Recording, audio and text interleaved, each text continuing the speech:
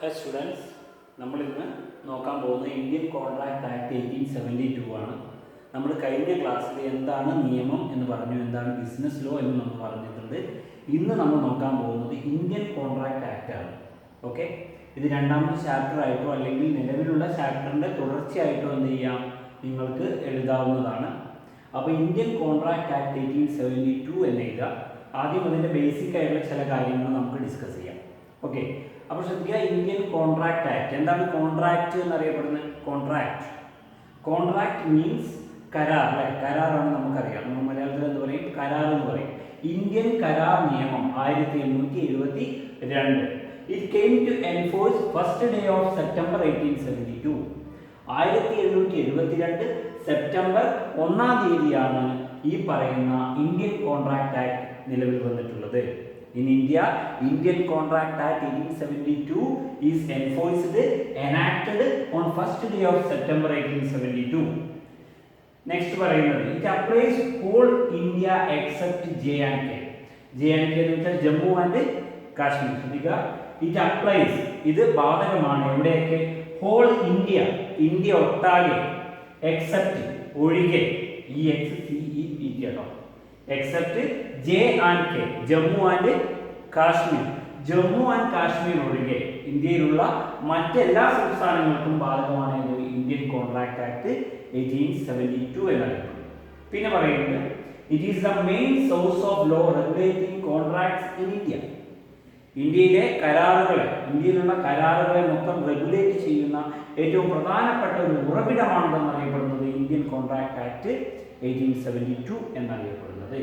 It determines the circumstances, ഇത് determine ചെയ്യുന്നു the circumstances, സാഹചര്യങ്ങൾ in which promise made by the parties to a contract shall be legally binding on them. Promise വെച്ചിട്ടുള്ള കരാർ പ്രകാരമുള്ള പ്രോമിസുകളെ legally, നിയമപരമായിട്ട് എങ്ങനെയാണ് bind ചെയ്യുക എന്നുള്ളത് പറയുന്നത് ഇതിലാണ്. അപ്പോൾ ശ്രദ്ധിക്കുക, ഇന്ത്യൻ കോൺട്രാക്ട് ആക്ട് 1872 1872 നിലവിൽ വന്നതായ ഇന്ത്യൻ കോൺട്രാക്ട് ആക്ട് നിലവിൽ വന്നത് 1-ാം തീയതി സെപ്റ്റംബർ 1772 ഇത് ഇന്ത്യ ഒട്ടാകെ ബാധകമാണ്, ഒഴികെ ഏതാണ്? ജമ്മു ആൻഡ് കാശ്മീർ ഒഴികെയുള്ള എല്ലാ സംസ്ഥാനങ്ങളിലും ബാധകമാണ്. It is the main source of law regulating contracts in India. ഇന്ത്യയിലെ കരാറുകളെ റെഗുലേറ്റ് ചെയ്യുന്ന, നിയന്ത്രിക്കുന്ന ഒരു പ്രധാനപ്പെട്ട സോഴ്സ് ആണെന്ന് അറിയപ്പെടുന്നത് ഇന്ത്യൻ കോൺട്രാക്ട് ആക്ട് എന്നറിയപ്പെടുന്നത്. അതുപോലെ it determines the circumstances in which the promise made by the parties to a contract shall be legally binding on them. നിയമപരമായിട്ടുള്ള പ്രോമിസിന് എന്ത് ചെയ്യുക, ഏതെല്ലാം സാഹചര്യങ്ങളാണ് ലീഗലി ആയിട്ട് മൂവ് ചെയ്യുക എന്നുള്ളതിൻ്റെ സാഹചര്യങ്ങൾ പറയുന്നതാണ് ഇത്. ചുരുക്കി പറഞ്ഞാൽ ബേസിക് ആയിട്ടുള്ള കാര്യങ്ങൾ ഇത്രയുമാണ് ഇന്ത്യൻ കോൺട്രാക്ട് ആക്ട് 1872 ബന്ധപ്പെട്ട്. ഓക്കെ,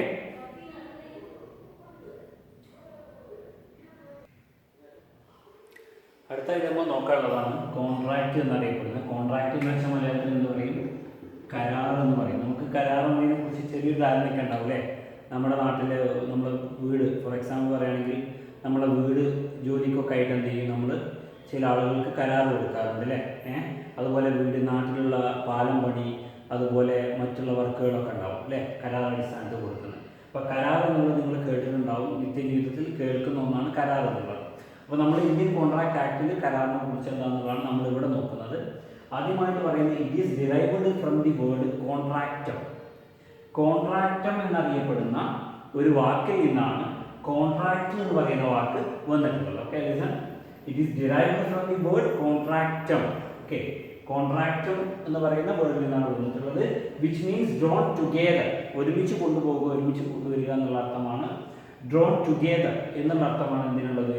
കോൺട്രാക്റ്റം എന്ന വാക്കിനുള്ളത്. കോൺട്രാക്റ്റം എന്ന വാക്കിൻ്റെ അർത്ഥം ഡ്രോൺ ടുഗെദർ എന്നുള്ളതാണ്.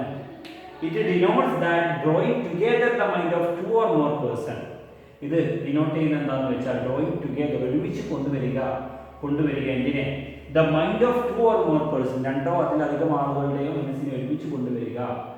To form a common intention, ഒരു പൊതുവായിട്ടുള്ള ഉദ്ദേശം ഉണ്ടാക്കുന്നതിന് വേണ്ടിയിട്ട്. Giving rights to an agreement, അത് എന്തിലേക്ക് വഴിവെക്കുന്നു?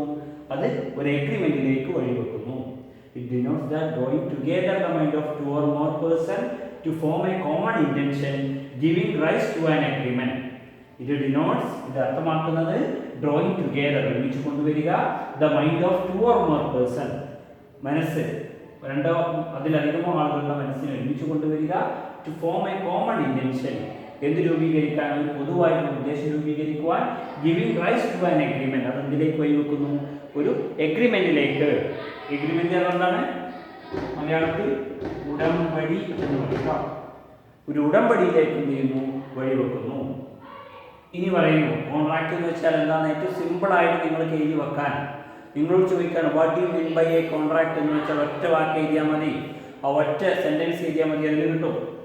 A contract is an agreement which is enforceable by law. Enforceable എന്ന വാക്കിന്റെ അർത്ഥം മനസ്സിലാക്കുക, നടപ്പിലാക്കുക, നടപ്പിലാക്കുക എന്നർത്ഥം. ഓക്കെ, നിയമം മൂലം നടപ്പിലാക്കാൻ സാധിക്കുന്ന ഏതൊരു ഉടമ്പടിയെ നമുക്ക് എന്ത് വിളിക്കാം, കോൺട്രാക്ട് എന്ന് വിളിക്കാം. It is an agreement which is enforceable by law. നിയമം മൂലം നടപ്പിലാക്കാൻ സാധിക്കുന്നതായ ഏതൊരു ഉടമ്പടിയെയും നമുക്ക് എന്ത് വിളിക്കാം, കരാർ എന്ന് വിളിക്കാം, കോൺട്രാക്ട് എന്ന് വിളിക്കാം. A contract is an agreement which is enforceable or is enforceable by law. നിയമം മൂലം നടപ്പിലാക്കാൻ സാധിക്കുന്ന ഏതൊരു ഉടമ്പടിയെയും നമുക്ക് എന്ത് വിളിക്കാം, കരാർ എന്ന് വിളിക്കാം. അപ്പൊ കരാർ എന്ന് പറയുന്നത് അപ്പർ സൈഡാണ്, ഏറ്റവും മുകളിലാണ്, അതിന്റെ താഴെയാണ് എന്തെന്ന് വരുന്നത്, ഉടമ്പടി വരുന്നത് എന്നുള്ളത് ശ്രദ്ധിക്കുക.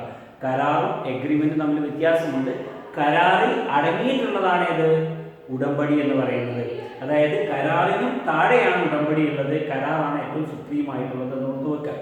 പിന്നെ ഒരു കരാർ എന്തൊക്കെയാണ് ഉണ്ടാവുന്നത്, which offers personal rights, which offers, ഒരു കരാർ ഓഫർ ചെയ്യുന്നു എന്താണ്, പേഴ്സണൽ റൈറ്റ്സ്, വ്യക്തിപരമായ ചില അവകാശങ്ങൾ എന്ത് ചെയ്യുന്നു, ഒരാൾക്ക് കിട്ടുന്നു. And imposes personal obligation. Okay, അയാൾക്ക് എന്തും കിട്ടും, പേഴ്സണൽ ഒബ്ലിഗേഷൻ ഉണ്ടാവും, ചില കടമകൾ, വ്യക്തിപരമായ ചില ഉത്തരവാദിത്തങ്ങളും വ്യക്തിപരമായ ചില അവകാശങ്ങളും ഒരു കരാറിൽ നിന്ന് കിട്ടുന്നുണ്ട്. Which the law protection enforces the parties to an agreement. അതായത് എന്ത് ചെയ്യുന്ന അഗ്രിമെന്റ് പ്രകാരം എന്ത് ചെയ്യുന്നു, ലോ പ്രൊട്ടക്ഷൻ ഉണ്ട്. ഓക്കെ, എന്തെങ്കിലും പ്രശ്നങ്ങൾ ഉണ്ടായാൽ നിയമപരമായ നടപടികളിലേക്ക് പോകാനും സാധിക്കുമെന്നുള്ളതാണ്. അപ്പോൾ നിങ്ങൾ നിങ്ങളുടെ ഒരു വീട് എന്ത് ചെയ്യുന്ന ഒരാൾക്ക് കരാർ, വീട് പണിക്ക് കൊടുക്കുന്നു, അയാളുടെ അവകാശമാണ് എന്താ, വീടിൻ്റെ പണി തീർക്കുക എന്നുള്ളത്, അയാളുടെ ഉത്തരവാദിത്വം കൂടിയാണ്. അയാൾക്ക് ചില അവകാശങ്ങളുമുണ്ട്, അയാൾക്ക് ചില ഉത്തരവാദിത്തങ്ങളുമുണ്ട്. അയാൾക്ക് എന്ത് ചെയ്യണം, പറഞ്ഞ സമയത്ത് നമ്മൾ ആ കരാർ പ്രകാരമുള്ള കാര്യങ്ങൾ ചെയ്തു കൊടുത്താലേ ആ കോൺട്രാക്ടർ എന്ത് ചെയ്യുള്ളൂ, ആ വർക്ക് പൂർത്തീകരിക്കുള്ളൂ. അതുപോലെ തന്നെ നിശ്ചിത സമയത്ത് എന്ത് ചെയ്യണം, വീടിൻ്റെ പണി പറഞ്ഞ പോലെ കരാർ പ്രകാരം തീർത്തു കൊടുക്കുക എന്നുള്ളത് ആരുടെ ഉത്തരവാദിത്തമാണ്, ആ കരാറുകാരൻ്റെ ഉത്തരവാദിത്തമാണ്. ഒരേ സമയം പേഴ്സണൽ ഒബ്ലിഗേഷനും പേഴ്സണൽ റൈറ്റ്സും എന്ത് ചെയ്യും, ഒരു കരാറിൽ ഉണ്ടാകും. ഓക്കെ, ഇതാണ് കരാർ എന്നറിയപ്പെടുന്നത്. ഏറ്റവും സിമ്പിളായിട്ട് മനസ്സിലാക്കി വെക്കുക, a contract is an agreement which is enforceable by law. ഇത്രയും മനസ്സിലാക്കിയാൽ തന്നെ ഏറ്റവും സിമ്പിളായിട്ടുള്ള കാര്യം അതാണ്. ഓക്കെ, അതാണ്. അപ്പോൾ എഗ്രിമെൻറ്റും നമ്മൾ വ്യത്യാസമുണ്ട്. കരാർ എന്ന് പറയുന്നത്, കോൺട്രാക്ട് എന്ന് പറയുന്നത് ഡിറൈവ് ചെയ്തിട്ടുള്ളത് കോൺട്രാക്ടം എന്ന് പറയുന്ന വേർഡിൽ നിന്നാണ്, which means drone together. It denotes drawn together the mind of 2 or more persons to form a common intention, giving rise to an agreement. Okay, ഒരു വേർഡ് എടുത്തുക. കോൺട്രാക്ട് മീൻസ് കരാർ, എഗ്രിമെന്റ് മീൻസ് ഉടമ്പടിയാണ്, ഇന്റൻഷൻ മീൻസ് ഉദ്ദേശം, common intention, പൊതുവായ ഉദ്ദേശം, intention ഉദ്ദേശമാണ്. ഇതൊക്കെ നമുക്ക് എപ്പോഴും ആവശ്യം വരുന്ന വാക്കുകളാണ്. എൻഫോഴ്സിബിൾ എന്ന് പറഞ്ഞാൽ നടപ്പിലാക്കാൻ സാധിക്കുന്നത്, വിച്ച് ഈസ് എൻഫോഴ്സിബിൾ, നടപ്പിൽ വരുത്താൻ സാധിക്കുന്നത് എന്നുള്ള അർത്ഥമാണ്. ഓക്കെ, ഇമ്പോസ് ചെയ്യുക, ഏൽപ്പിക്കുക, അടിച്ചേൽപ്പിക്കുക എന്നൊക്കെ പറയുന്നത് ഇമ്പോസ് ചെയ്യുന്നു, അതാണ് പറയുന്നത്. ഓക്കെ, എഗ്രിമെന്റ്, ഉടമ്പടി, പ്രൊട്ടക്ഷൻ, സംരക്ഷണം. അപ്പോൾ ഇതെന്ത് ചെയ്യുക, ഓർത്ത് വെക്കുക. കോൺട്രാക്റ്റുമായി ബന്ധപ്പെട്ട് ഏറ്റവും സിമ്പിളായിട്ട് നിങ്ങൾക്ക് അറിയേണ്ട കാര്യങ്ങളാണ് ഇത്. അടുത്തത് നമുക്കിത് പറയാനുള്ളത് എഗ്രിമെന്റ് ആണ്. എഗ്രിമെന്റ് എന്ന് നമ്മൾ പറഞ്ഞു എന്താണ്, ഉടമ്പടി എന്നുള്ള അർത്ഥമാണ് ആവുന്നത്. ഉടമ്പടി, എഗ്രിമെന്റിനെ സെക്ഷൻ 2 ഇന്ത്യൻ കോൺട്രാക്ട് ആക്ട് പ്രകാരം പറയുന്നത് എന്താണെന്നുള്ളത് നോക്കാം ആദ്യം. ഉടമ്പടി എന്നാൽ എന്താണെന്ന് ഇന്ത്യൻ കോൺട്രാക്ട് ആക്ട് സെക്ഷൻ 2 പ്രകാരം പറയുന്നത് എന്താണെന്ന് നോക്കാം.